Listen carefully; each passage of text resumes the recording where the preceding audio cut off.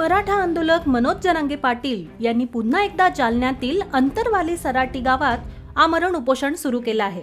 राज्य सरकारने काढलेल्या सगळे सोयरे अध्यादेशाचा कायदा करावा, तसेच तात्काळ अधिवेशन बोलावून मराठा समाजाला न्याय द्यावा, अशी त्यांनी मागणी केली आहे।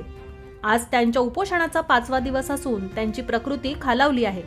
मराठा आंदोलक मनोज जरांगे पाटील यांनी पुन्हा एकदा जालन्यातील अंतरवाली सराटी गावात आमरण उपोषण सुरू केलं। दरम्यान मनोज जरांगेंच्या उपोषणाला राज्यातील मराठा समाजाने पाठिंबा दिला असून बुधवारी अनेक जिल्ह्यांमध्ये कडकडीत बंदची हाक देण्यात आली आहे।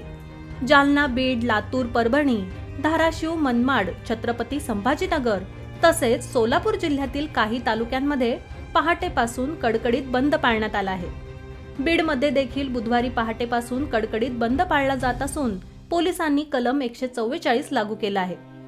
जालना जिल्ह्यातील हसनाबाद तालुक्यातील काही व्यापारी संघटनांनी बंद पाळण्यास नकार दिला होता, त्यामुळे पोलिसांनी त्यांना नोटिसा धाडल्या आहेत।